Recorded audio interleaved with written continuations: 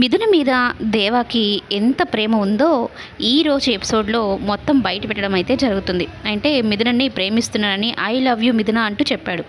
అయితే అది చెప్పడం కాస్త ఆదిత్యతో చెప్పాడు. అది అసలు తట్టుకోలేకపోతాడు ఆదిత్య. ఇక ఆ విషయాన్ని పక్కన పెడితే మిథున ఎప్పుడో అడుగుంటుందన్నమాట. అంటే దేవాకి మిథున అంటే ఇష్టం లేని సమయంలో మల్లెపూలు అడుగుంటే తీసివ్వడనమాట.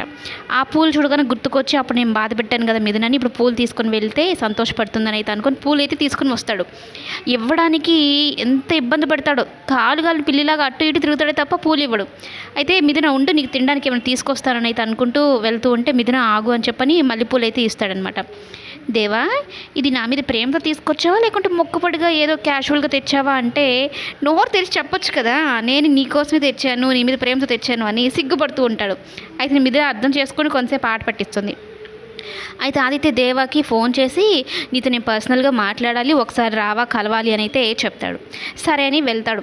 వెళ్తే ఈ ఆదిత్య మాట్లాడిన మాటలకి షాక్ అయిపోతాడు. మిథున నాకు కావాలి భయ్యా అనగానే ఏం మాట్లాడుతున్నావురా నువ్వు, మిథున నా భార్య గురించి నాతో ఇలా మాట్లాడతావా నువ్వు అంటూ కాలర్ పట్టుకొని కొట్టబోతాడు.